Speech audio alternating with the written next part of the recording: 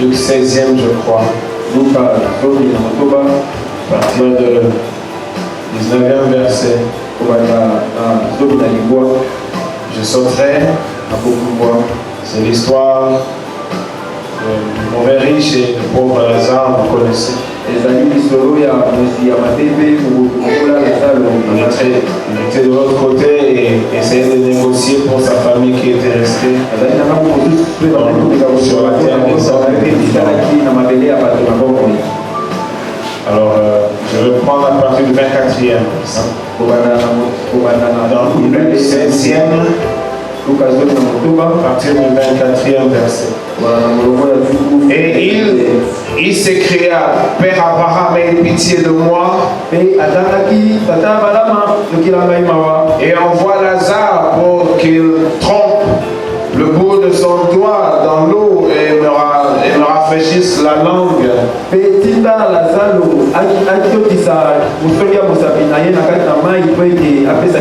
Car je souffre cruellement dans cette flamme. Car je souffre cruellement dans cette flamme. Abraham répondit, mon enfant, souviens-toi que tu as reçu tes biens pendant ta vie.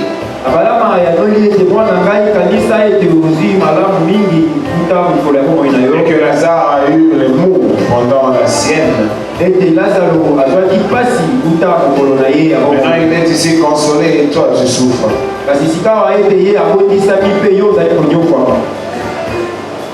D'ailleurs, il y a entre nous et vous un grand abîme afin que ceux qui voudraient passer d'ici vers vous ou de là vers nous ne puissent le faire.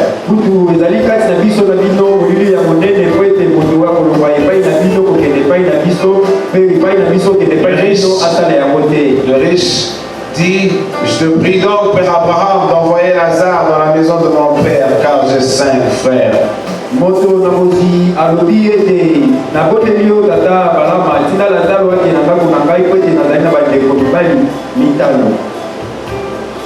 C'est pour qu'il leur atteste ces choses afin qu'ils ne viennent pas aussi dans celui de tourment.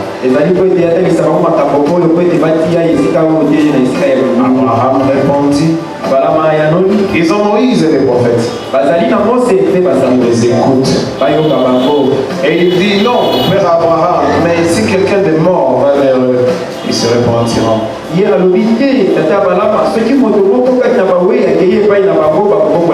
Abraham lui dit, s'ils n'écoutent pas Moïse et les prophètes, ils ne se laisseront pas persuader quand même quelqu'un de mort ressusciterait.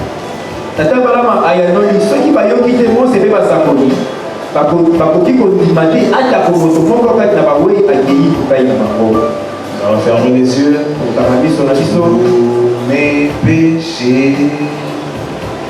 Tous mes péchés, sans sang les a lavés. Tous mes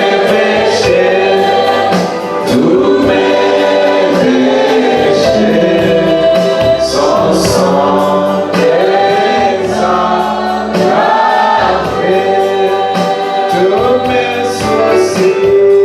Tous mes soucis, alléluia. Tous mes soucis, ensemble.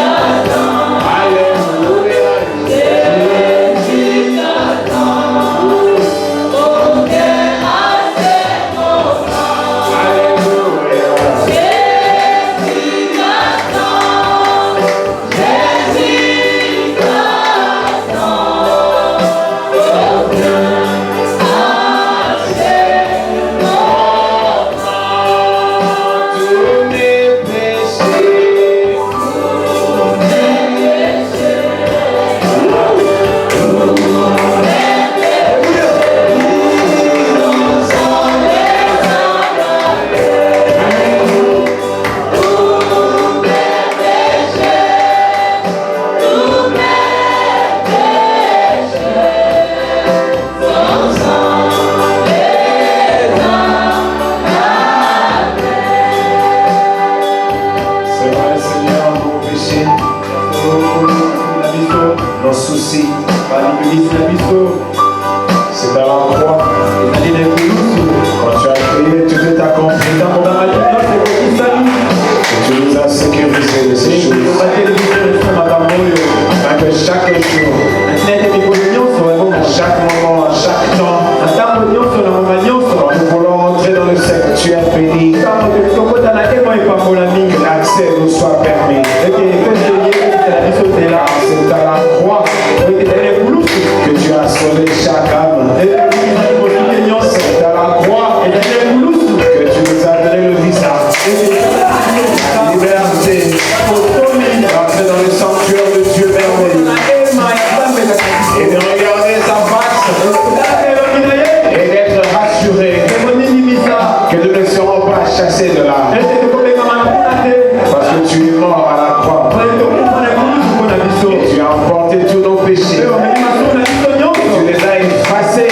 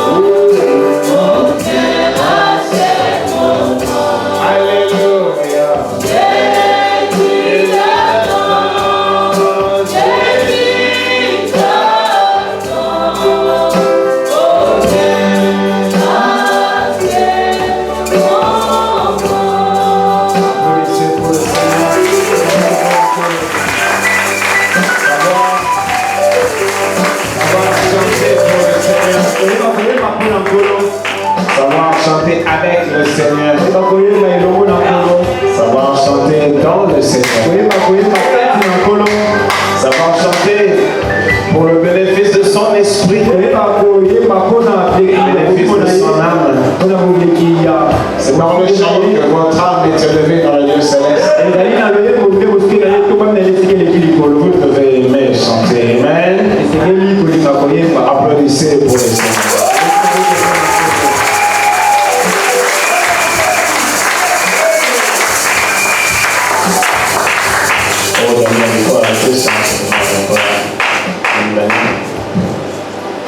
Bon, comme nous avons lu ici, et je crois comme nous l'avons lu la fois passée, nous essayons chaque jour quand nous nous réunissons de comprendre la raison de l'évangile, parce que nous avons reçu un message particulier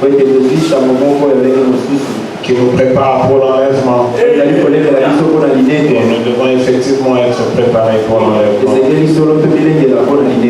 Pourquoi nous essayons de voir toutes ces choses? Nous sommes en train de voir tout ce temps-ci.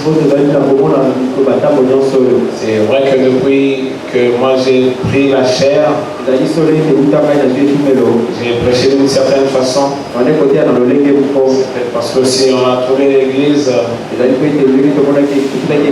versé dans des négligences qui n'étaient pas correctes, on était peut-être obligé de faire ça.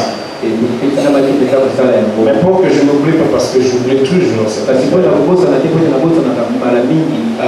le chant de l'anniversaire, j'ai eu une pression de la part de Daniel. Et il m'avait fait voir qu'on le chantait vraiment, quoi. Là, je n'avais pas encore l'information, mais c'est le pasteur Babo qui m'a donné l'information. Bon, en fait, c'est un chant qui se chante. Vous vous rappelez, je vous avais parlé de Marilyn Monroe. Je vous avais parlé de cette femme-là qui l'avait chanté, le président Kennedy, mais en fait, c'était que bon, elle l'avait interprété. Mais c'est un chant populaire aux États-Unis qui a été composé il y a très longtemps et qu'on a toujours chanté. Je crois que quand on s'organise bien, je pense qu'on va carrément le chanter. Chaque fois que quelqu'un a besoin de présenter au Seigneur ce jour de son anniversaire. Amen. Donc, je crois que c'est réglé pour cela. Et puis il y avait aussi ce problème de l'église des élus qui nous envoie des prédicateurs. Parce que c'est celui que nous considérons comme l'ancien pasteur de cette église-là. Le pasteur Kalumbo qui est venu ici. Et nous croyons que les choses sont sous contrôle. Parce que généralement, les doctrines sont tellement diverses. Les prédicateurs viennent toujours embrouiller les gens ici. Nous voulons quand même avoir le minimum de confiance quand un prédicateur vient ici. Et alors nous sommes rassurés quand il vient des élus, donc il n'y a vraiment pas de problème. Ne le disons pas que les autres ne sont pas serviteurs, non. C'est seulement un problème de confiance. Il y a beaucoup de différentes doctrines qui circulent, mais qui détournent l'âme de la voie du salut. Celui qui avale une fausse doctrine, il va vers la perdition. Parce que la fausse doctrine vient des démons. Alors nous voulons éviter de fausses doctrines ici. Voilà pourquoi nous croyons que quand un prédicateur vient, nous sommes rassurés quand il vient des églises des élus. Donc je voulais aussi éclaircir là-dessus. Et c'est vrai que nous ne disons pas que forcément ils ne vont venir que des élus là-bas. Ils peuvent aussi venir d'ailleurs. Mais ce n'est pas grave si jusqu'ici ils ne viennent que de là. Amen. Alors, en ce qui me concerne ce matin, c'est vrai que c'est ma dernière semaine. Alors, on avait commencé à répondre aux questions depuis le jeudi. Et c'est ce que nous essayons de faire. Bon, quand nous répondons aux questions, c'est pas qu'on veut s'amuser ou on veut être drôle. Parce que c'est sérieux. Ce point que nous traitons ici sur le mariage. Bon, nous savons que c'est le Saint-Esprit qui le juge dans vos cœurs et qui vous positionne par rapport à cela. Bon, il est aussi vrai qu'il y a d'autres qui écoutent mais sans entendre. Et là, alors à ce niveau-là, c'est très dangereux. Et puis, je voulais aussi avoir, c'est-à-dire donner cette précision, comme le jeudi, par rapport à l'âge de cette église, et son niveau même. Je n'ai pas prêché sur le mariage et le divorce. J'ai seulement essayé de donner une idée à l'église de comment faire pour aller au mariage. Parce que le mariage et le divorce serait encore un peu plus compliqué, plus profond que ça. Parce que j'ai vu qu'il y a certaines questions qui sont assez compliquées. Et puis c'était focalisé sur le mariage, pas autre chose. Parce que j'ai vu qu'on a aussi posé d'autres questions qui dévient de notre point.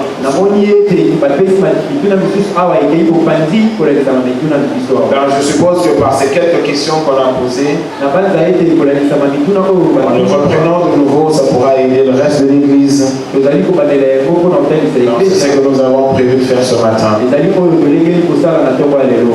Daniel, c'est tout ce que j'ai comme son.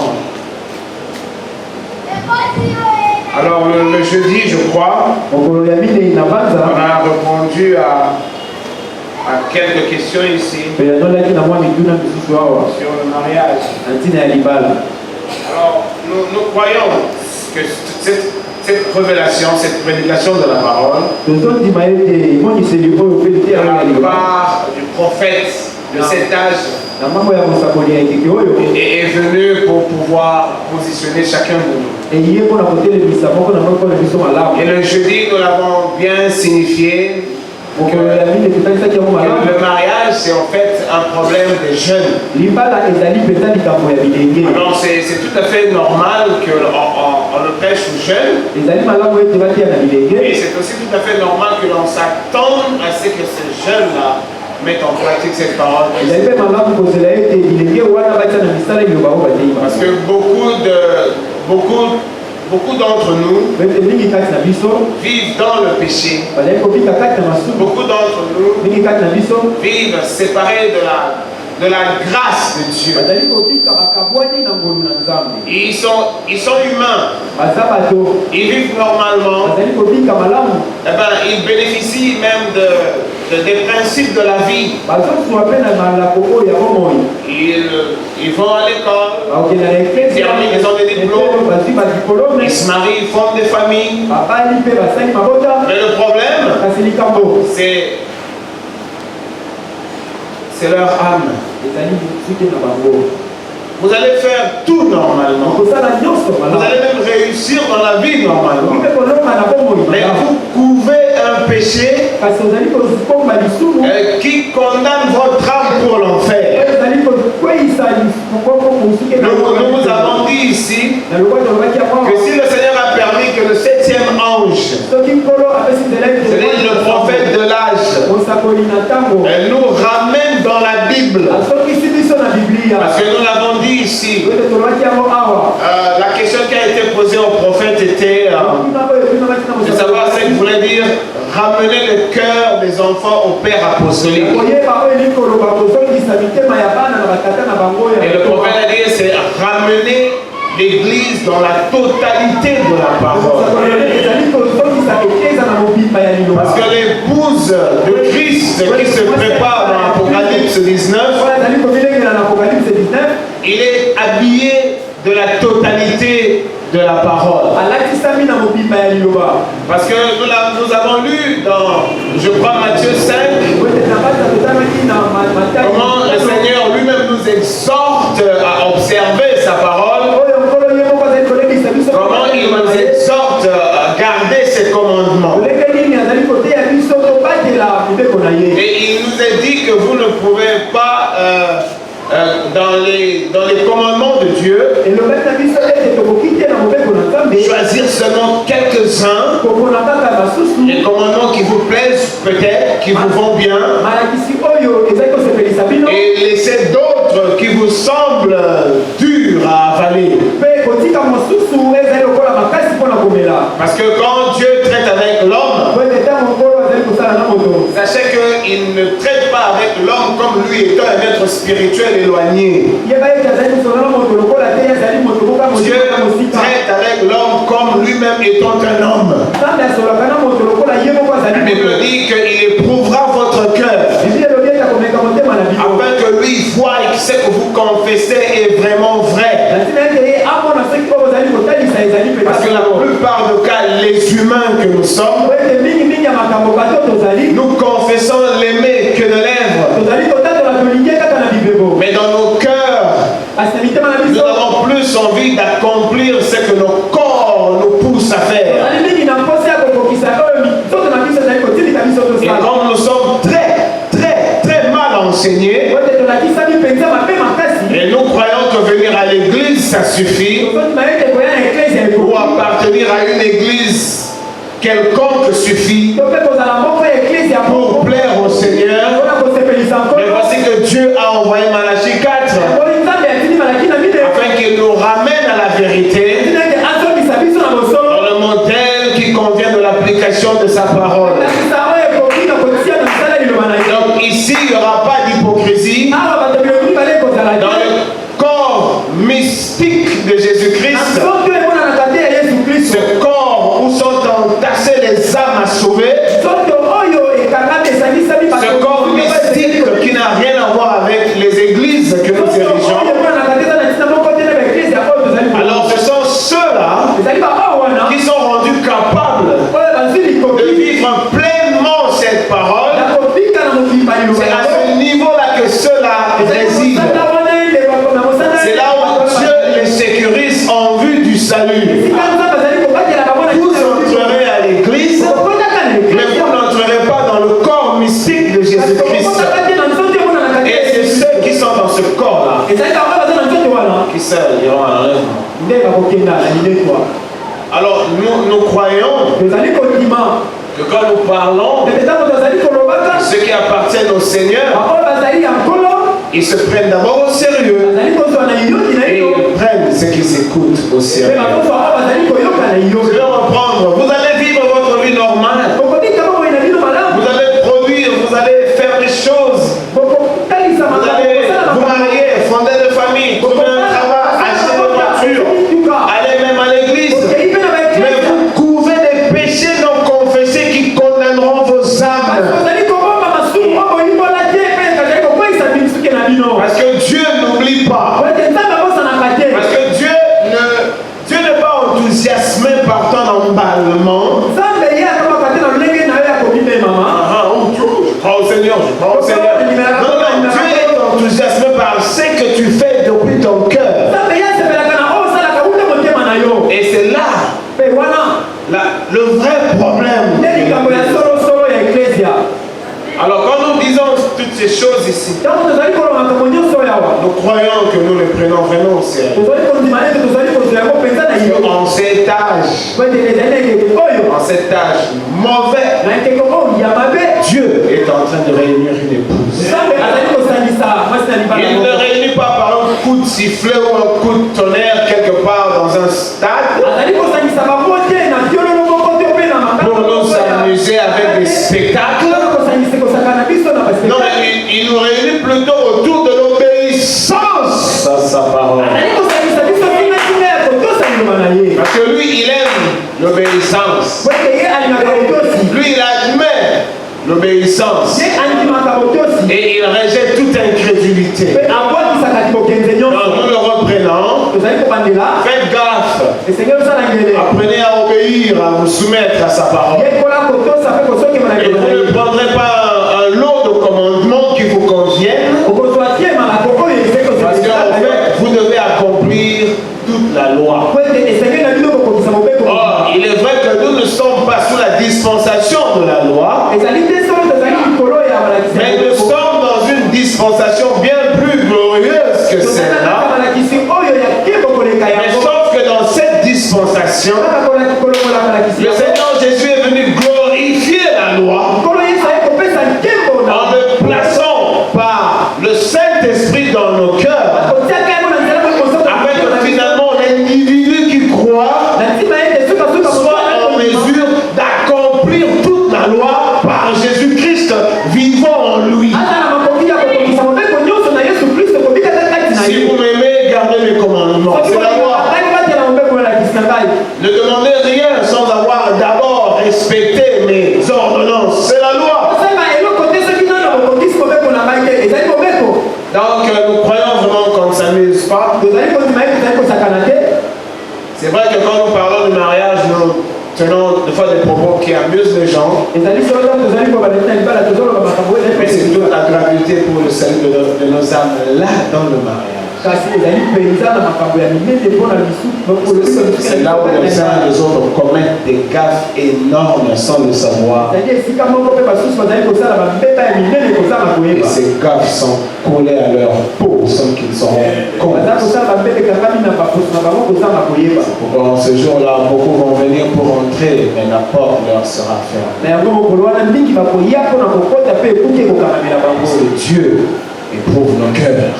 La Bible dit, quand il traite avec nous, il le fait comme à une relation d'homme à homme. Il vient, il te parle comme un homme. Dans tes habitudes de l'homme, voir tester la véracité de ce que ton cœur témoigne. Israël était passé par là. Mais Israël avait lamentablement échoué. Or, l'Église passe par là aussi. Or, l'Église n'est pas censée échouer. Parce que l'Église marche avec le Seigneur. Alors, quand nous disons Église ici, ne voyez pas à ce rassemblement ici. L'église en question, c'est le corps mystique de Jésus. Et on n'y entre pas par le baptême d'eau. On n'y entre que par le baptême du Saint-Esprit que Dieu donne à ses bien-aimés. Mais l'applaudissez pour le Seigneur qui donne le baptême du Saint-Esprit à ses bien-aimés. Alors, j'avais répondu à une première question la fois passée. Mais pour moi, c'était une question trouble. J'ai répondu à ma façon, mais bon. Certains qui m'ont dit que c'était fait à la vite. Et ça concernait, je crois, les serviteurs de Dieu. On n'est pas là, quoi. Donc, il voulait savoir si les serviteurs de Dieu pouvaient épouser une veuve. Je vous avais dit que c'était complexe. Et je vous avais ramené au principe fondamental du mariage. Je vous avais dit que ce soit le serviteur, le lévite, le sacrificateur, que ce soit l'Israélite simple, tous étaient tenus de se garder par rapport au mariage. Donc un Israélite simple, si c'était un homme, il devait se garder chaste. Éviter de courir par-ci par-là avec d'autres filles. Parce qu'en fait, le corps intime de l'homme et celui de la femme a été donné pour le mariage. C'était pour le lit conjugal. Ce n'était pas pour une chambre d'hôtel ou un flamingo. Le mariage est sacré. Le mariage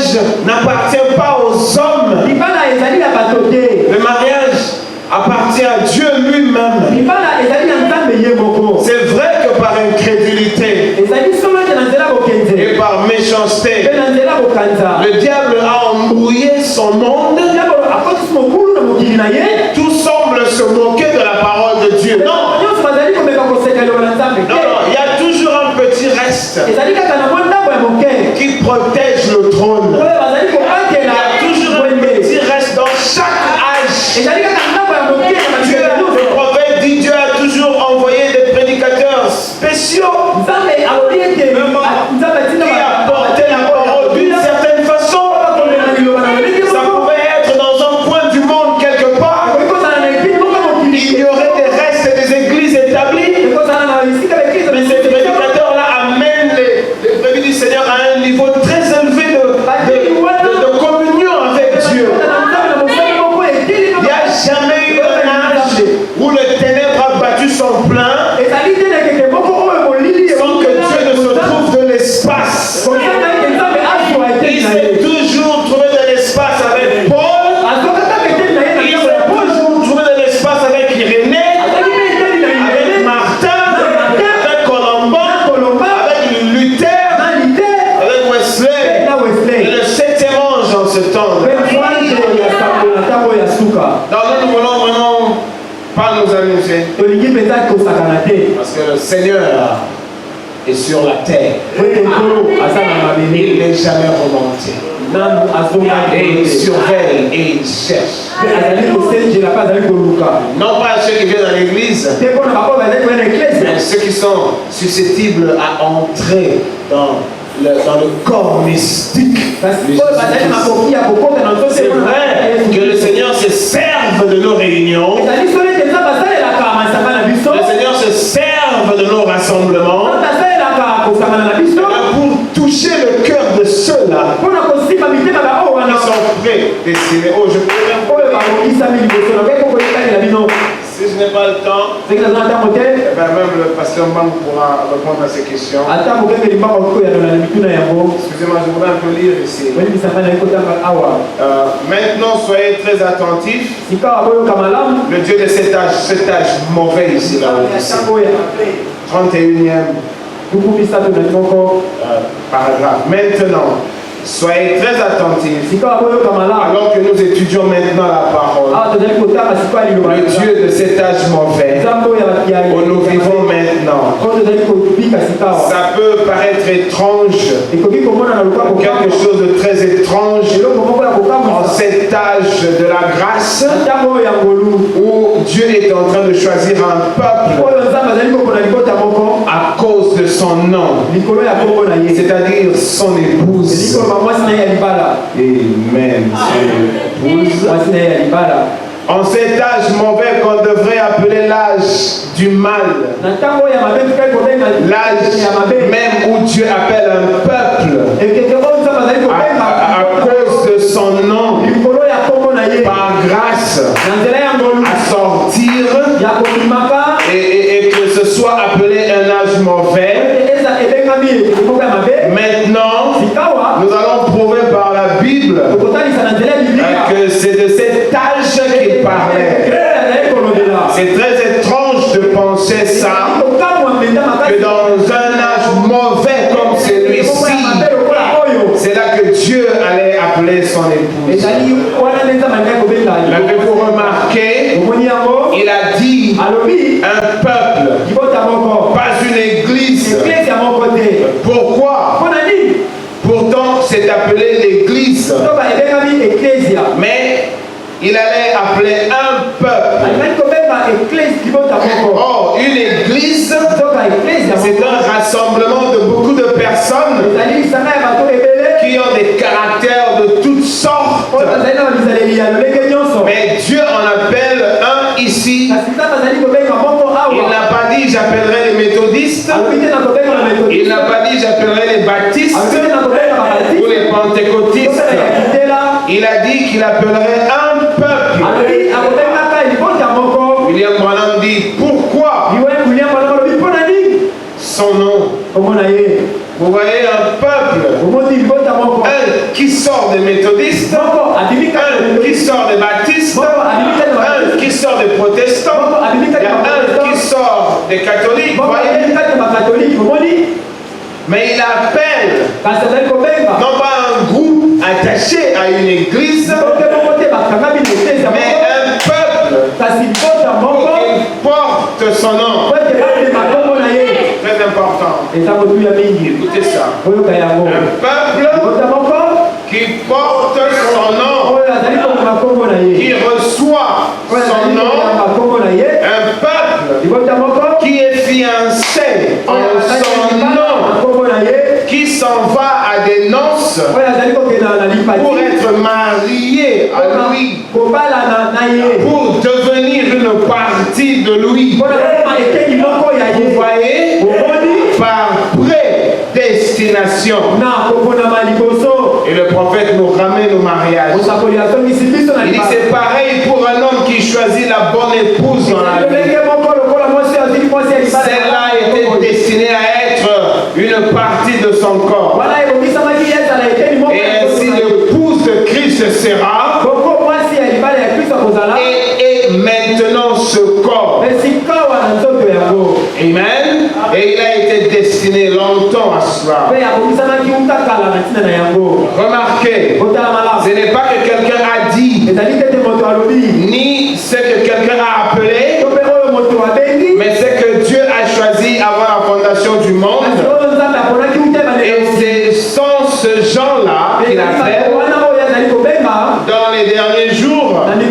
Non pas une organisation, mais un peuple pour qu'il porte son nom. Et c'est dans cet âge mauvais qu'il est en train de le faire. Précisément en cet âge de tromperie. Alors cette question ici, j'avais vraiment voulu éviter ça. Mais il est vrai que pour les veuves ici, selon la Bible, Lévitique, je crois 21 ou Ézéchiel 44, les veuves des sacrificateurs, les Lévites pouvaient bien leur prendre en mariage.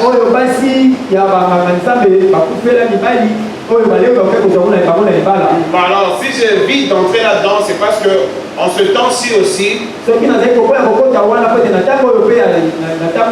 ce temps de la grâce, bien sûr, parce que le Seigneur vient, il nous sauve.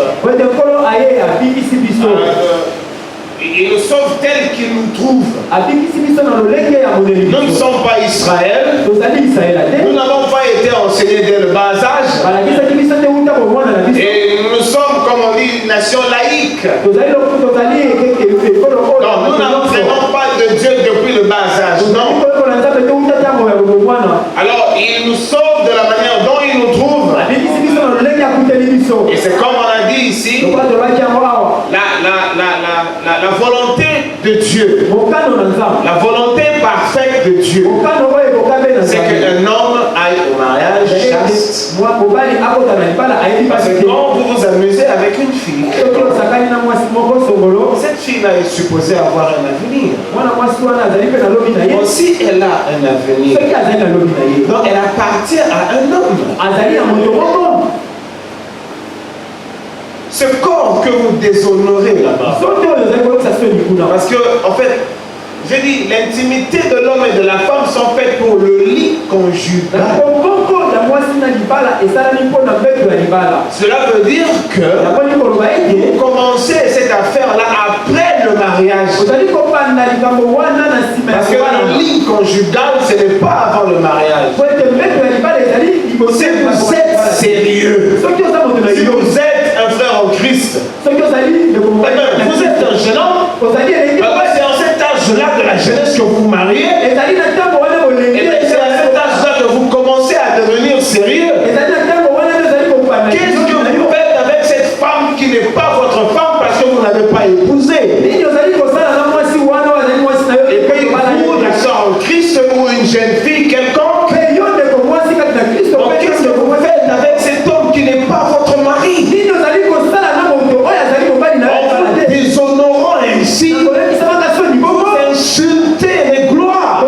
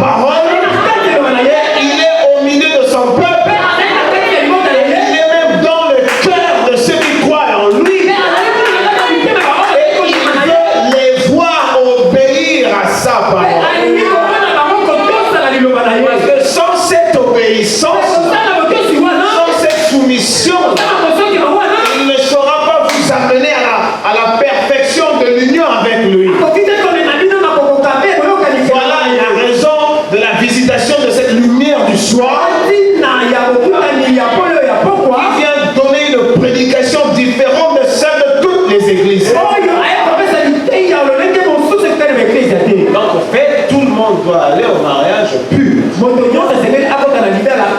Alors, quand il vient vers nous, il accepte les conditions dans lesquelles il nous trouve. Parce qu'avec cette question, je me rappelle même. Parce que finalement, il y a certains parmi nous qui ont pris une déclaration du prophète pour essayer de recommencer leur mariage. Je me rappelle même d'autres étaient allés demander, poser des questions aux anciens. Je me rappelle à l'époque, on pouvait demander au pasteur Barout, mais toi avec maman, comment c'était? Si elle n'était pas vierge, alors vous devez chercher à épouser une vierge.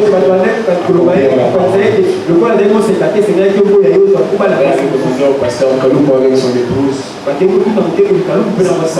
ça n'avait vraiment pas de sens du tout. Parce que même là, dans Branham Tabernacle, on a trouvé beaucoup de serviteurs qui étaient dans ces conditions-là. Mais ils n'ont pas divorcé.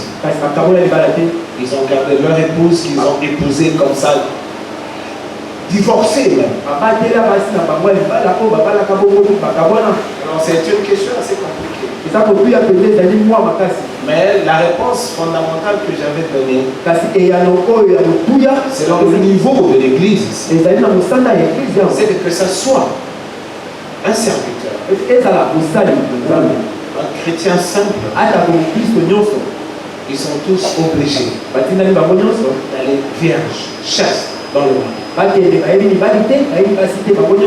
Si j'insiste parce que en fait, quand vous connaissez la vérité, vous n'avez peut-être pas été appelé jusque-là. Mais si Dieu vous a destiné une femme qui a déjà été déshonorée et que celle-ci vient se repentir dans le Seigneur, parce que le prophète dit toutes les femmes dans le Seigneur sont vierges. Elles sont vierges par la pureté de la parole qu'ils écoutent. Parce que quand vous consommez une parole pure, cette parole vous purifie. Et cela élève votre âme à une dimension où la chair n'apparaît pas. Vous êtes vierge, vous êtes chaste dans le Seigneur, pourvu que votre confession soit vraie. Et qu'à partir de ce moment-là, toutes les mauvaises choses, vous les avez oubliées, laissées derrière vous. C'est là votre virginité, c'est là votre chasteté. Et il est maintenant tout autant vrai pour ceux qui écoutent maintenant, qui ont encore leur chasteté, qui ont encore leur virginité. C'est maintenant à eux de prouver à leur niveau qu'ils obéissent à la parole. Voilà quoi. Donc, et puis je me rappelle encore, il y a eu beaucoup de serviteurs qui voulaient se débarrasser de leurs femmes. Comme généralement quand le mariage dure des années et des années. Il y a de ceux-là qui prennent en aversion leur partenaire. Qui détestent, qui repoussent leur partenaire. Bon, c'est un manque de discipline et un manque de sincérité, un manque de vérité. Vous avez commencé avec l'autre, elle était jeune comme toi, elle était forte comme toi, alors au fil de temps, les choses commencent à se modifier un peu. Et vous commencez à chercher des erreurs, vous commencez à méditer les choses. Parce qu'il y a déjà quelque part là une jeune fille qui vous a intéressé. Alors il y a même des pasteurs qui ont pris cette citation ici, voulant récupérer une vierge dans l'église, et puis il repunit son épouse parce qu'elle était déshonorée. Il y a non, c'est vraiment une question bizarre. C'est pas pour le niveau de l'église ici. Et puis la deuxième était, est-il permis aux jeunes dames de contracter plusieurs engagements, aux jeunes gens de contracter plusieurs engagements. Bon, soyez des chrétiens. Et le Saint-Esprit ne se conduira jamais comme un voyou. Le Saint-Esprit ne se conduira jamais comme un bandit. Quand une jeune fille est abordée par un jeune homme, elle doit poser la question à son cœur. Elle doit aller prier. Nous ne sommes pas du monde. Nous ne faisons pas de choses à la va-vite. Parce qu'il faut qu'il y ait un homme qui soit là. Croyons au Seigneur et nous sommes chrétiens. Et nous croyons qu'il est le maître de chaque vie qui lui appartient. Et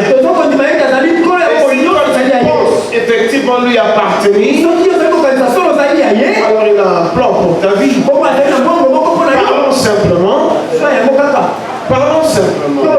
Il a un plan alors pour ta vie. Si celui-là n'est pas venu aujourd'hui, s'il n'est pas venu le jour après, s'il n'est pas venu un mois après, s'il n'est même pas venu 6 mois après, mais si tu es chrétienne ou chrétien, tu sais néanmoins que tu as une volonté pour votre vie. C'est ça la vraie façade chrétienne. Et c'est ça la véritable vie à mener. Nous ne nous conduisons pas nous-mêmes. Madame dit que l'homme n'a jamais été créé pour qu'il se conduise lui-même. C'est vrai qu'il y a de la rébellion dans le monde.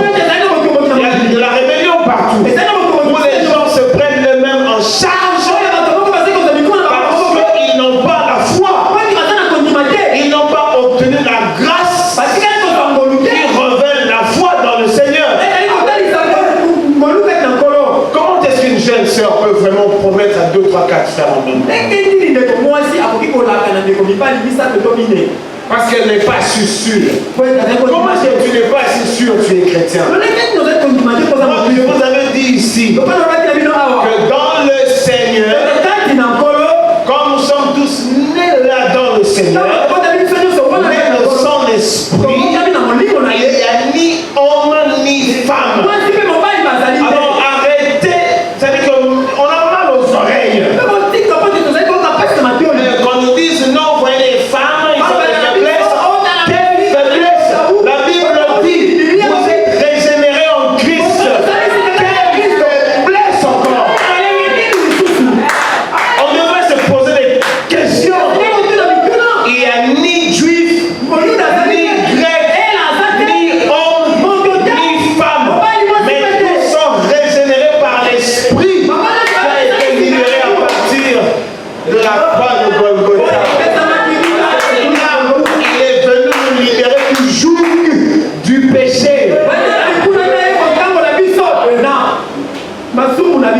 Oui, mais que la jeune fille soit sérieuse. C'est démoniaque. Promettre à frère X et frère Y. Et vous allez dormir. Et vous venez chanter. Et bien, vous chanterez. Et vous dormirez. Mais le poids de cette méchanceté sera collé à votre peau. Et celui qui n'oublie jamais, il n'oubliera pas ce jour-là. Il vous répondra, toi, je ne t'ai jamais connu. Les gens ne savent pas ce que ça veut dire, hein, cette phrase. Éloignez-vous de moi. Je ne vous ai jamais connu. Vous viendrez à l'église. Mais le Saint-Esprit ne vous reconnaît pas. Vous chanterez ici. Le corps mystique de Jésus-Christ. Il faut y entrer. Hein. Alors je suppose que si nous sommes en Christ, le Saint-Esprit te ramènera à la vie de Christ. Christ ne ment pas, ne triche pas. Quand le frère vient, tu te demandes tu ne vas pas douter. Il n'y a pas de peut-être. Tu dois être conduit jeune fille. L'église n'existe pas. Devenons des dénominations et vivons comme nous voulons. Donc je suppose que c'est faux. Elle est une tricheuse, elle est une menteuse. Alors elle est remplie de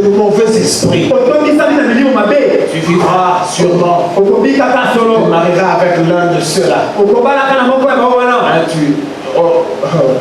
Vous savez, les frères sont surpris. Hein. Il a cru fréquenter une sœur. Il sera surpris que la fille est prise par un autre frère. Et ça se passe dans les églises, même qui le savent. Vous vous marierez. Vous serez heureux. Dieu n'oubliera pas cette infamie. Je ne vous ai jamais connu. Ça veut dire que même dans l'église, je ne vous connais pas. Dans l'église, vous venez, mais vous n'allez pas vous séparer du mal.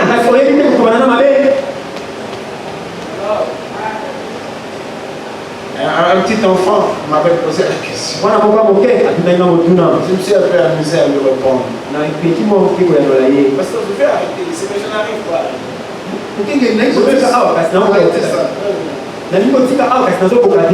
Quand vous êtes chrétien, vous aurez des faiblesses, mais dès que vous devenez chrétien, ces faiblesses sont identifiées. Vous les ficiez, ces faiblesses-là. Autrefois, vous ne les considériez pas comme des faiblesses.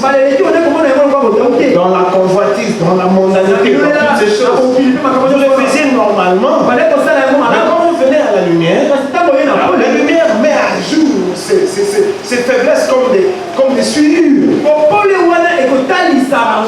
Même si vous êtes accroché à une faiblesse, vous ne serez plus jamais à l'aise quant à cette faiblesse-là. C'est déjà le début vers la délivrance. On n'a pas dit qu'aussitôt, tout s'arrête, non. Il est évident qu'aux uns, Dieu fait une certaine grâce. Et aux autres, ça peut aussi prendre du temps. Mais le problème est que déjà votre esprit est mal à l'aise chaque fois qu'on vous accomplissez ce qui est faux. Alors, de mal à l'aise, c'est-à-dire que chaque fois que vous de gaffe en gaffe, il arrivera un jour où vous déciderez sans le savoir ne plus jamais le faire. Parce que ces œuvres de ténèbres, ça étouffe le Saint-Esprit. Alors, Dieu ne veut pas que le Saint-Esprit soit étouffé en vous. Il vous donnera la capacité de sauter. Et vous allez repartir de l'autre côté, libéré, délivré. Mais ce n'est pas que vous êtes là, vous faites ça. Vous ne portez aucune condamnation. Je ne parle pas de regret. Je parle de la condamnation. Parce que tout le monde regrette, hein? Mais peu se sont condamnés pour aller réparer. Non, c'est faux. Celui qui pratique ça, il peut toujours continuer à pratiquer. À se laisser, c'est-à-dire à tromper les frères. Parce que dans cet âge mauvais, nous avons une écriture qui nous regarde. Que celui qui se sanctifie, et que celui qui est suivi, qui reçoit. Mais remarquez, vous vivrez normalement. Mais il dira, éloignez-vous de moi, je ne vous ai jamais connu. C'est pas le fait de venir à l'église, mais c'est le fait d'entrer dans le corps. Celui qui est dans le corps mystique, il ne pratique pas ce type d'escroquerie. Un homme qui sait bien que le mariage mixte n'est pas une bonne chose, mais il veut parler de la race blanche et tout ça là. Bon, nous avons dit que quand vous êtes dans l'ignorance, le Seigneur considère le fait de l'ignorance. Mais nous avons vu dans le message du temps de la fin, le prophète nous encourage à respecter la création. Il nous encourage à respecter la création. Ce n'est pas par hasard qu'il a fait de nous les noirs. Bon, si l'homme blanc est rempli de démons, Parce qu'ils sont vraiment remplis de démons. Ils se prennent supérieurs. Ils ne sont pas du tout supérieurs. Alors, ils nous méprisent. Pourquoi nous méprisent-ils? Parce que c'est lui qui nous a créés, il nous trouve bons. Le prophète dit, il nous a créés comme ça, différentes couleurs.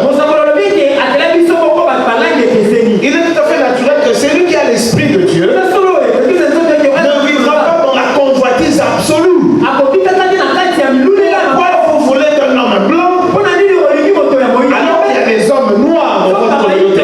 Pourquoi vous voulez d'une femme blanche alors qu'il y a des femmes noires dans votre communauté? Et pourquoi vous voulez modifier la création? Parce que le métis n'existe pas comme race. Non. La race, le métis n'existe pas comme race. Voilà pourquoi William Branham dit que les blancs se marient entre eux et que le noir se marie entre eux.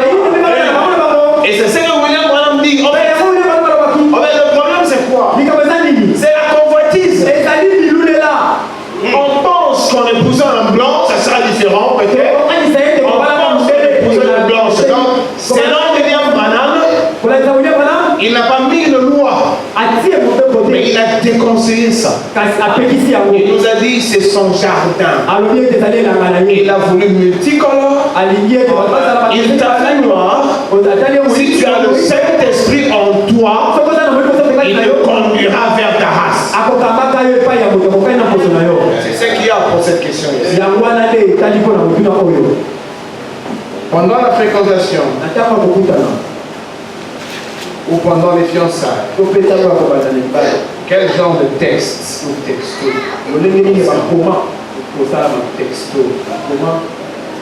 J'ai changé. Verset biblique, citation du message, l'histoire biblique. Le message est entré dans leur relation.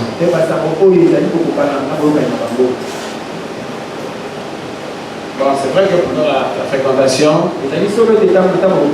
c'est seulement pour le bon sens quand on vous parle de ces choses. La fréquentation vous essaie de vous connaître. Ce ne sont pas les fiançailles. Alors ne vous provoquez pas, ne vous incitez pas, ne vous excitez pas. Soyez simple, essayez de vous connaître. Parce que nous, dans le message du temps de la fin, nous avons un problème de vœux. On déclare à l'autre que tu lui prendras comme épouse, et toi l'autre tu l'acceptes comme époux. Et dès ce moment-là, vous êtes déjà mariés. Or, s'il arrive que vous trouvez des défauts après cela, selon le message, vous serez obligés de rester ensemble.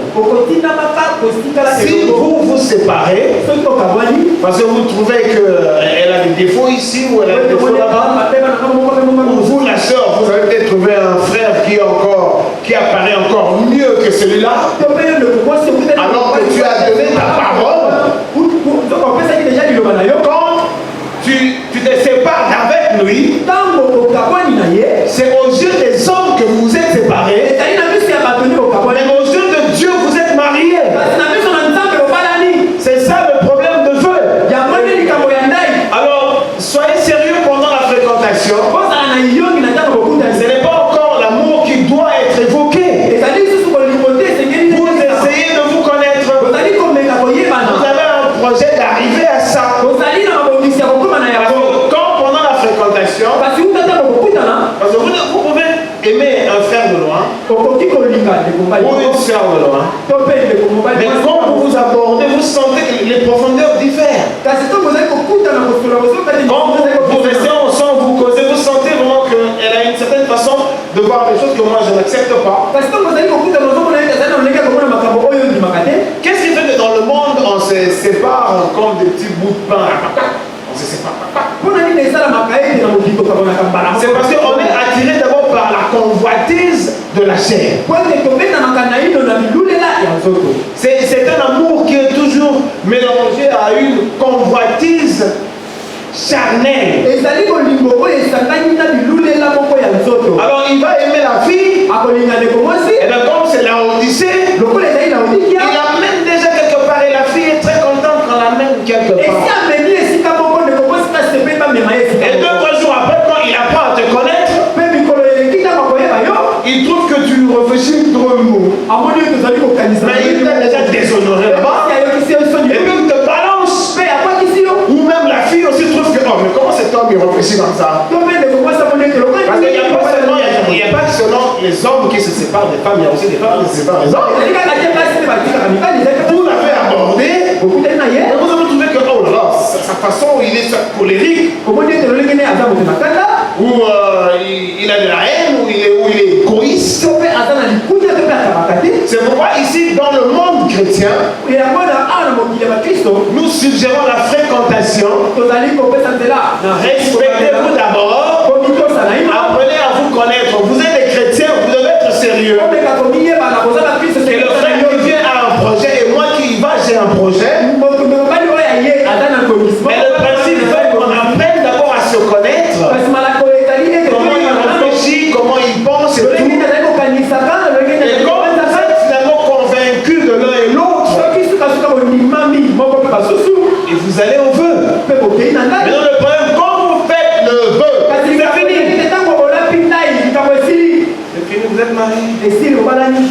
Si demain vous trouvez qu'il est sorcier, si demain vous trouvez qu'il a une femme de nuit, ou un mari de nuit, c'est votre époux à cause du feu.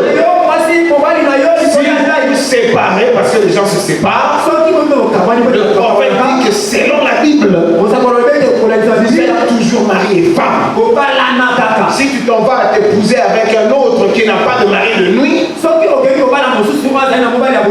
parole de Dieu, ton mari, c'est celui qui a la femme de nuit là-bas que tu as laissé. Voilà pourquoi vous devez être consacré, spirituel et prier.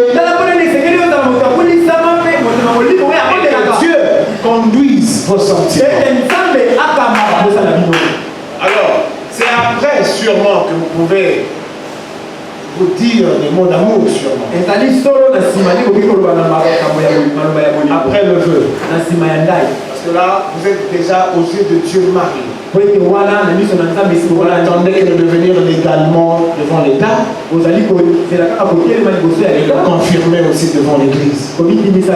Et votre mariage ne commence pas devant l'État ni à l'Église. Votre mariage commence au moment où vous faites le vœu. Ce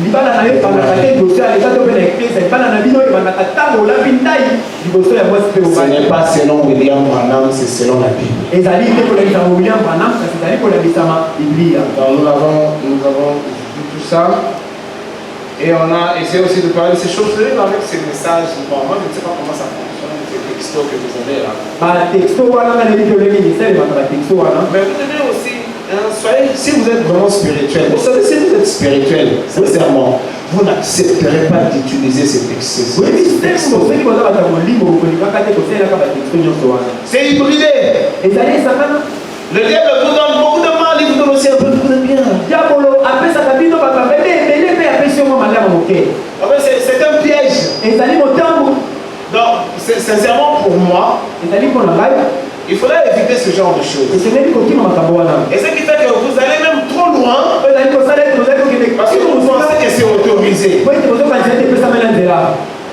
Il y a des textes érotiques, je crois, qui incitent à la relation sexuelle. C'est plein là-dedans. Parlez-vous, s'il vous plaît. Soyez des messieurs, soyez des gentlemen comme le prophète. Laissez ces choses-là. Adam et Ève n'avaient pas besoin de l'érotisme fabriqué pour aller de l'avant. C'est démoniaque. Et puis il a dit quel était le secret du mariage. Quel est le secret de la réussite d'un mariage? Bon, nous avons dit Que le jeune homme soit conduit. Et que la jeune fille soit conduite. Et sache que c'est le Seigneur qui m'envoie cet homme-là. Et l'Église pourrait arriver à ça. Que c'est le Seigneur qui m'a envoyé celui-ci. Que c'est le Seigneur qui m'a envoyé celle-là.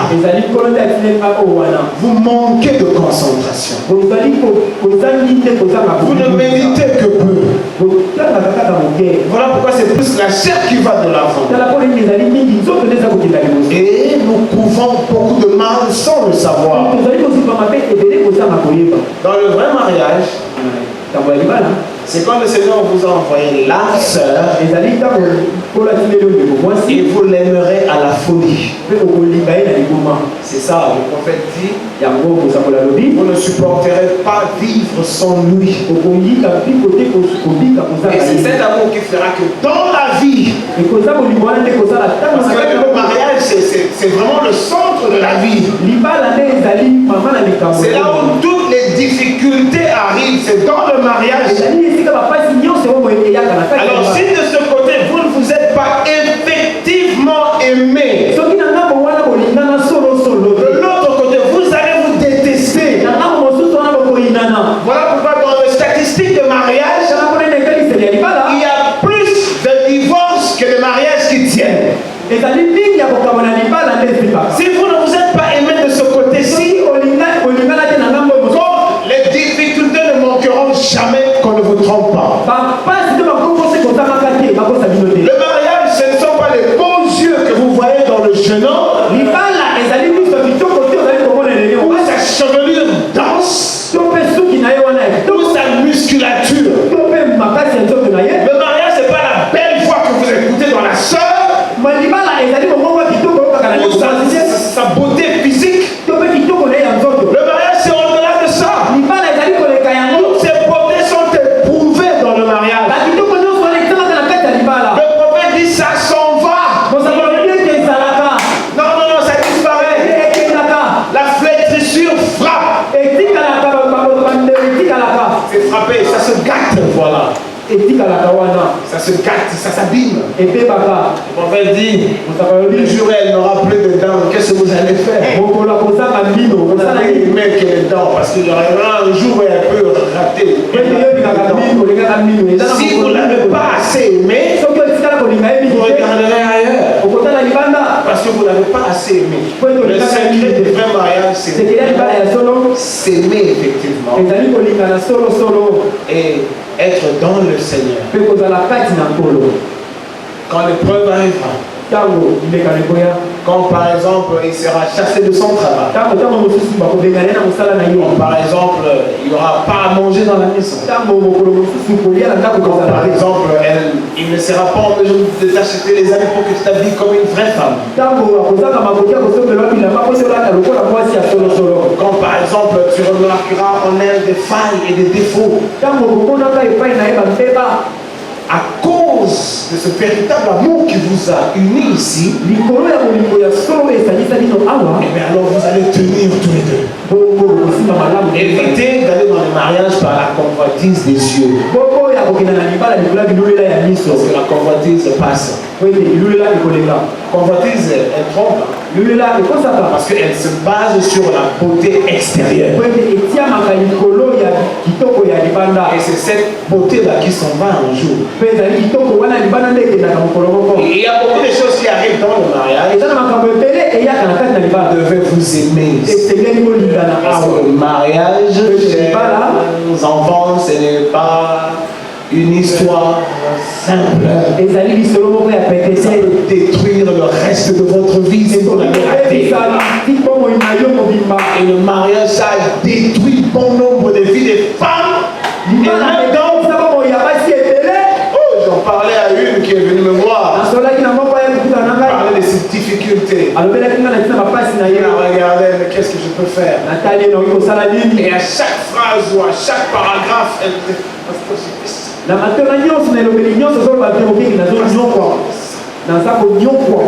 regarde, mais qu'est-ce que je veux faire? Elle est mariée. Mais le problème, c'est la genèse de tout ça. Ne vous précipitez pas, parce que vous allez effectivement perdre ça et comme vous êtes chrétien, vous serez obligé de rester dans le mariage, parce que la Bible dit seule la mort vous sépare. Il est sorcier. La mort vous sépare.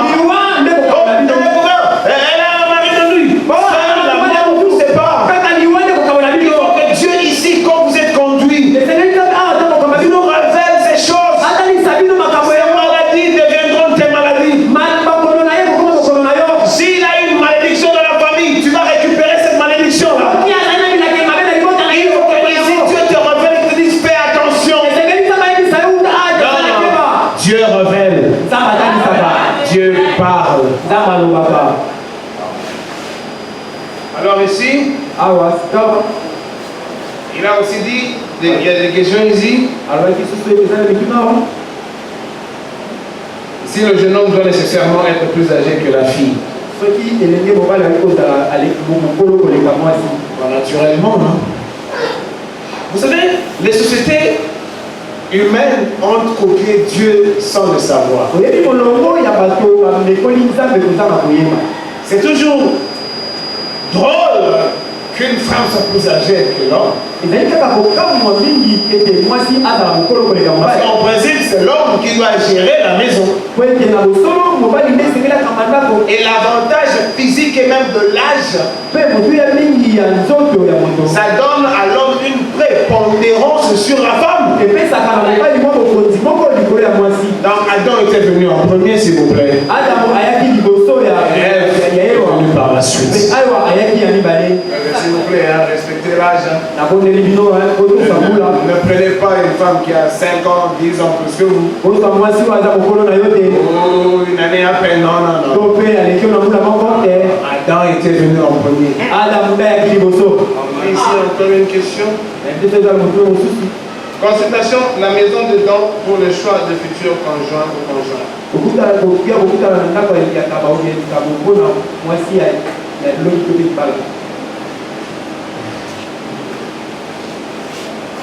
Nous étions dans une église qui a connu qui a eu à expérimenter cette affaire de la maison dedans. Ça a commencé à Rigini. Mais je me rappelle les anciens, les pasteurs. Je vous ai toujours dit ça ici. Ils nous décourageaient. Cette maison dedans. Parce que dans la maison dedans, il y a beaucoup de choses. Il y a des choses qui sont dites qui sont vraies. Et il y a des choses qui sont dites qui sont aussi pas vraies. C'est pourquoi d'ailleurs, chaque fois qu'on est dans la maison dedans, on donne un message. On attend que vous qui avez écouté le message, confirmez que le message est vrai. Parce que la maison dedans n'est pas un absolu. Yeah, merci Jean, nous avons le paradis, non. Ce n'est pas un absolu. Il est vrai que Dieu peut aussi passer par là. Mais s'il vous plaît, soyez conduits. Parce que d'après aussi l'expérience, nous avons vu beaucoup de mariages être confirmés dans la maison dedans.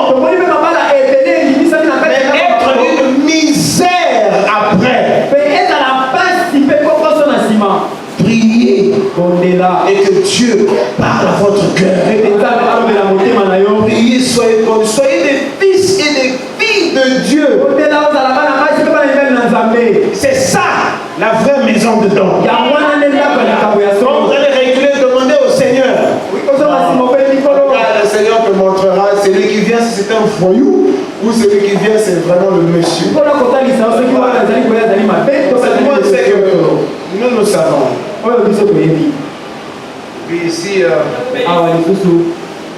bon, la durée de la fréquentation, on a déjà parlé de ça, souvent assez ici. Parce qu'il faut quand même que j'arrête. Il y a encore une série de questions ici. Il m'a bombardé ici. La Bible dit ceci. On ne retranche ni on ajoute sur la parole de Dieu. Mais c'est une question.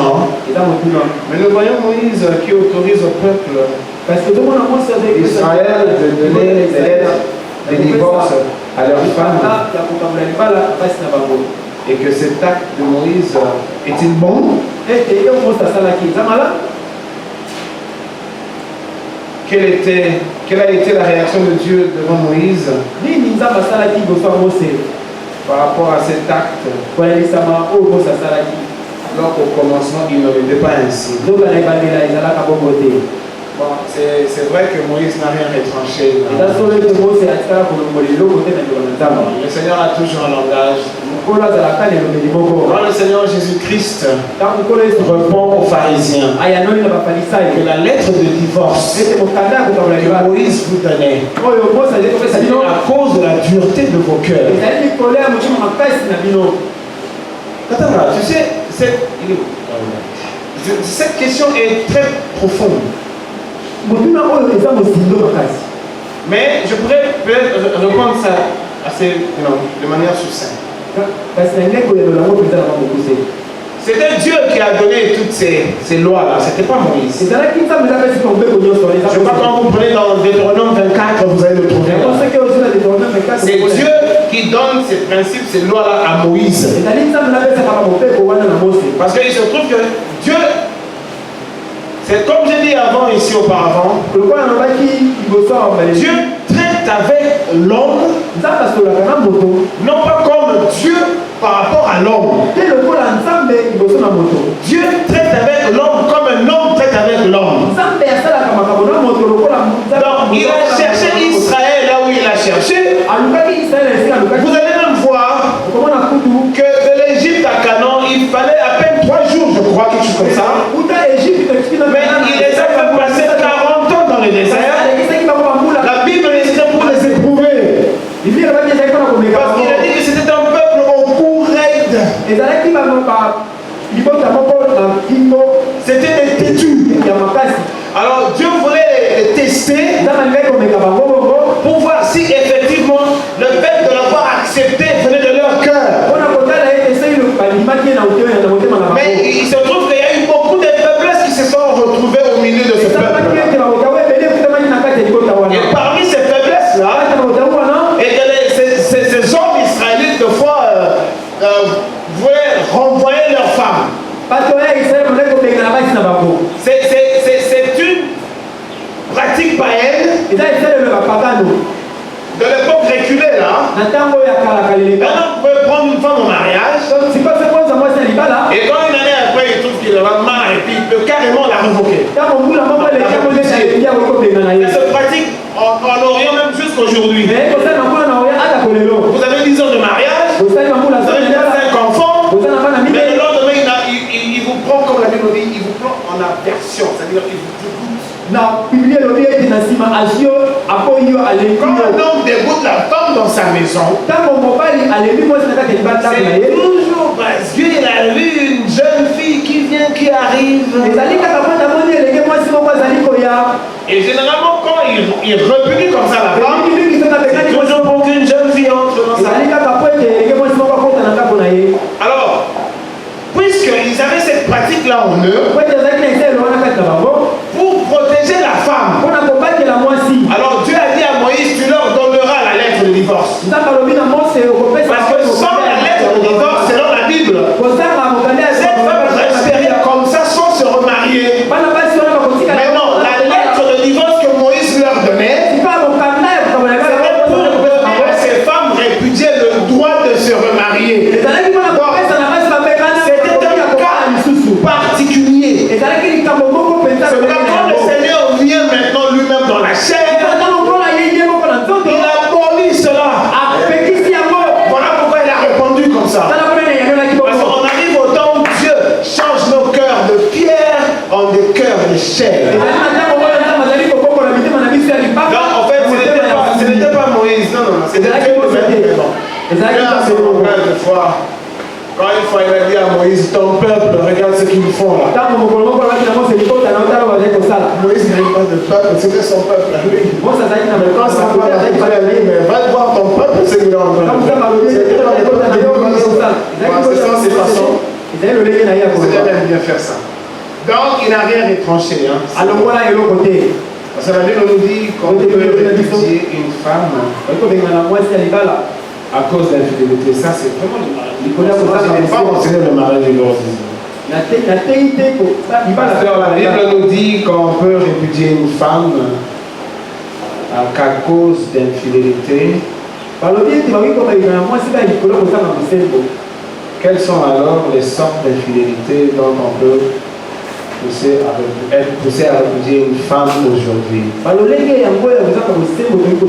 Est-ce que parmi les sortes, ces sortes de la coiffure de cheveux pour la femme et nombre? La femme ne doit pas couper ses cheveux, c'est tout. Si elle coupe ses cheveux, donc elle coupe sa tête, donc elle se révèle contre son mari. C'est la Bible qui le dit. Quand une femme a coupé ses cheveux, c'est une forme de rébellion. En fait, la femme a commencé à couper les cheveux quand ils ont engagé le mouvement de l'émancipation. Parce que ce sont d'ailleurs des femmes blanches qui ont commencé ça. Ils voulaient égaliser l'homme, être comme l'homme. Alors, pour marquer l'esprit dans la société, les femmes se sont regroupées. On parle de Jean-Paul Sartre, on parle de Simone de Beauvoir, ces instigateurs à l'époque. Alors ils ont carrément inspiré à la femme de couper les cheveux. C'est-à-dire ils prenaient des ciseaux, ils regroupaient leurs cheveux et ils le coupaient à la garçonnette. C'était pour ressembler aux hommes. Et c'est à la même époque où ils se sont mis à mettre des pantalons. Donc la femme ne mettait pas le pantalon. Le pantalon appartenait, c'était un habit d'homme. Alors quand ils ont engagé le mouvement de l'émancipation, donc c'est ce qu'on appelle ici l'égalité entre l'homme et la femme, ça vient de l'enfer.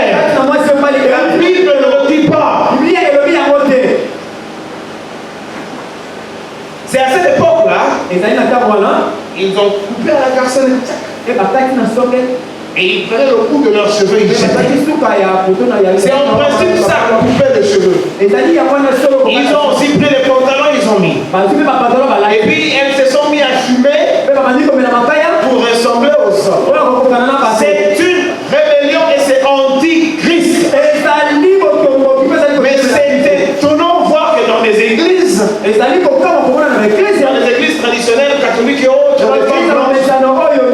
elles sont dans le sacerdoce, mais elles ont les cheveux coupés. C'est vraiment une ignorance grave. Dans la femme ne peut pas couper les cheveux. Alors, puisque si elle coupe les cheveux sincèrement, elle doit être répudiée. Mais l'homme qui répudie une femme parce qu'elle a coupé les cheveux, ça se voit. Lui aussi est obligé de ne pas se marier. Parce qu'en fait, les cheveux n'ont rien à voir avec le sexe. Voilà. Dans l'homme, vous savez, il faut seulement se garder. Vous savez,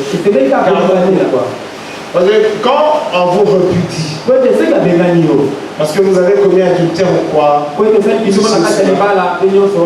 surtout la femme, vous resterez comme ça.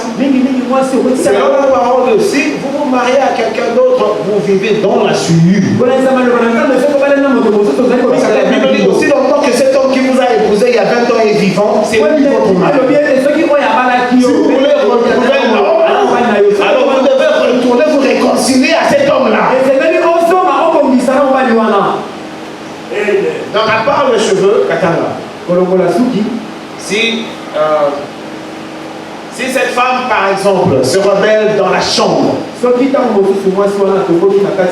et qu'elle vous prive de son corps, oh, cette femme-là peut être répudiée. Non, je crois que je réponds à ta question. nous dit qu'on peut répudier une femme à cause d'infidélité. Quelles sont alors les sortes d'infidélité? Il a ajouté les choses. Une femme qui prive son mari de son corps, elle est répudiable à son mari. Il semble qu'il y a aussi des femmes qui refusent de porter des enfants par la contraception. Elle refuse de donner à son mari un enfant par la contraception. Cette femme-là est répudiable. Et une femme qui commet l'adultère. Maintenant, l'adultère ici, effectivement, c'est quand vous êtes déjà marié et qu'un autre homme vous séduit en dehors de votre mari. Mais il y a toujours une confusion ici. Le lit conjugal exempt de toute souillure. J'ai comme l'impression qu'il a encore posé cette question. Non, laissez-moi ne pas dire ça. Je pose la troisième question. Bon, je pense que j'ai répondu. Hein? Est-ce qu'aujourd'hui dans la Bible, y a-t-il un endroit où Jésus lui-même a autorisé le divorce? Allez-y. Il demande si Jésus a autorisé le divorce quelque part dans la Bible. Non, il ne peut pas. Le divorce est antichrist. C'est-à-dire que vous modifiez, vous déformez la maquette. Vous déformez l'ombre. Je cherche les maquettes parfaites. Je cherche les ombres qui correspondent à la réalité. C'est pourquoi William nous a précisé ces choses afin que nous le pratiquions.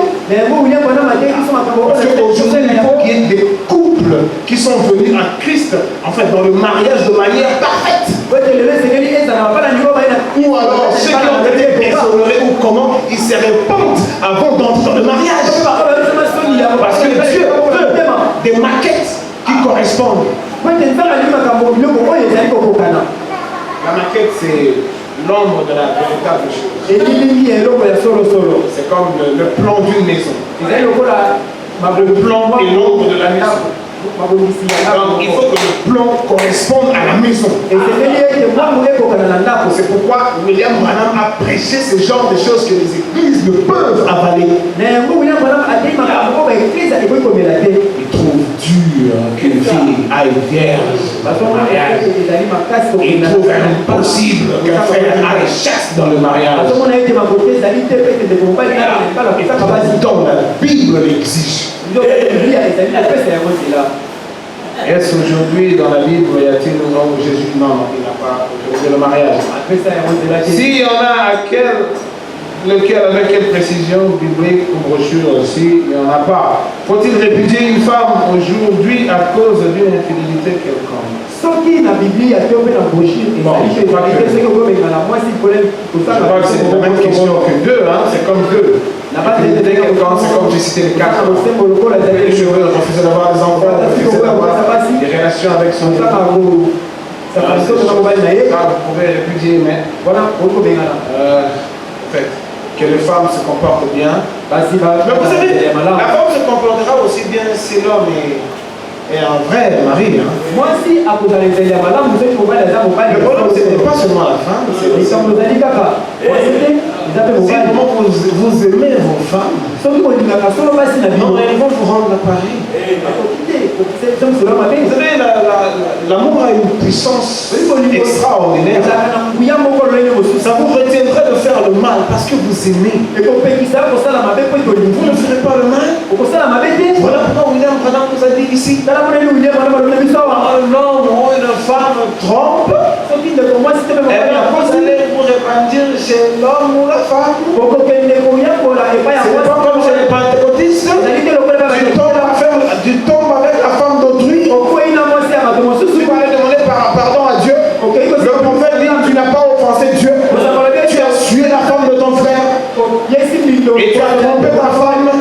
Et tu vas aller voir ta femme. Tu vas aller voir le mari de cet homme. Alors tu le vois en respect. Gardez-vous. Vous allez au ciel. Gardez-vous. Vous allez au ciel. Il dit après nous être engagés, ça c'est la 4e question. Je vais terminer. Je termine, c'est la 4e question. Après nous être engagés avec mon conjoint pour le vœu du mariage, et qu'après avoir tout accompli sur le vœu, sur le lit conjugal, nous avons trouvé que ce n'était pas la réalité, ce qu'elle avait dit, et que ma conjointe m'avait rassuré qu'elle était vierge, comme je veux dire ici, que le bon frère c'est mon message. Donc c'est ici où on parle d'un lit, plutôt le lit conjugal exempt de toute suite. Si la sœur est déjà déshonorée et qu'elle vous cache cette vérité et que vous le découvrez la première nuit où vous êtes ensemble,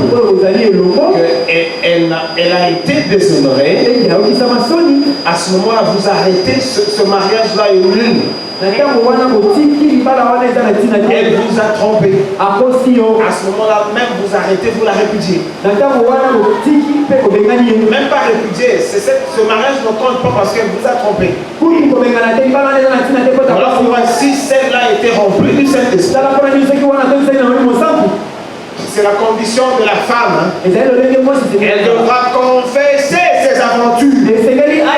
En fait, le corps que vous avez n'est pas destiné à tous les vagabonds qui vous séduisent à la cité. Le corps que vous avez est sacré. Le mariage et ça appartient à celui qui vous honore. Donc le mariage est lui seul. Il y a vraiment beaucoup à dire là-dedans, mais ce n'est pas le mariage et le divorce que nous enseignons.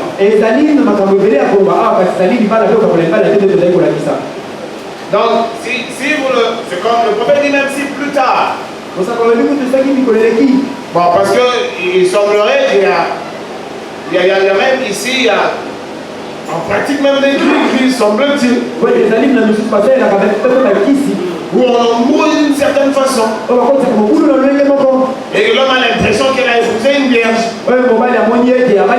Mais si plus tard, piqué par sa conscience, pensé par sa conscience, elle avait trompé depuis 10 ans, mais en fait tu ne t'étais pas rendu compte, mais je n'étais pas vierge. Le prophète dit à ce moment-là, l'homme peut la répudier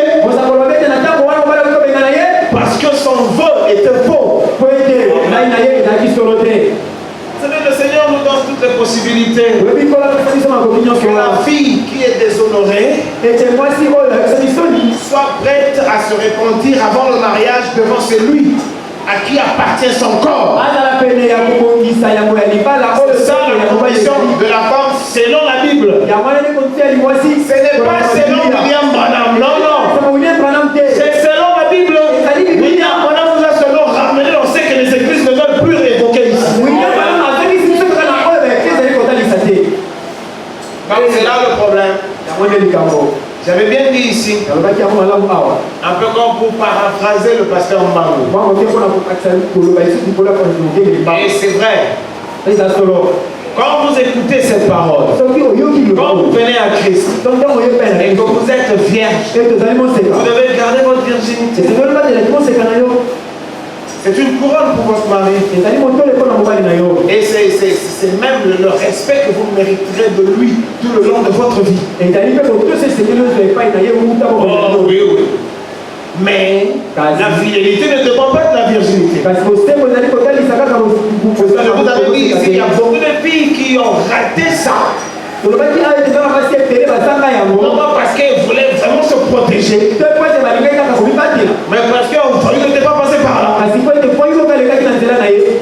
Donc la virginité ne confirme pas que vous êtes une chrétienne, non. Et celle qui est déjà déshonorée ne croit pas qu'elle est moins chrétienne que celle qui est vierge, non. Une fille qui est déshonorée dans sa vie mondaine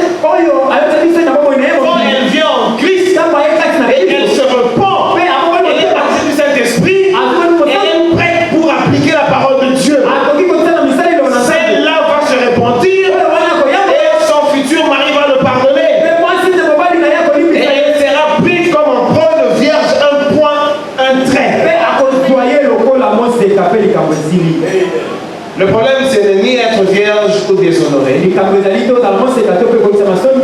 problème, c'est être une véritable fille de Dieu.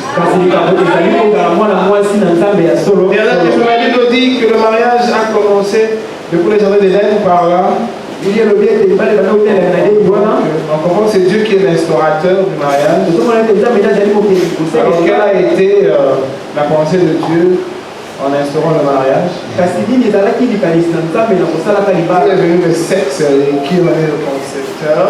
Le sexe, d'où vient-elle, non? Écoutez, le diable n'a rien créé, hein? Le diable, lui, il profite après la création. Il peut manipuler, il peut déformer, mais le diable n'a rien créé. Cette question, elle est trop profonde. Mais nous avons vu ici,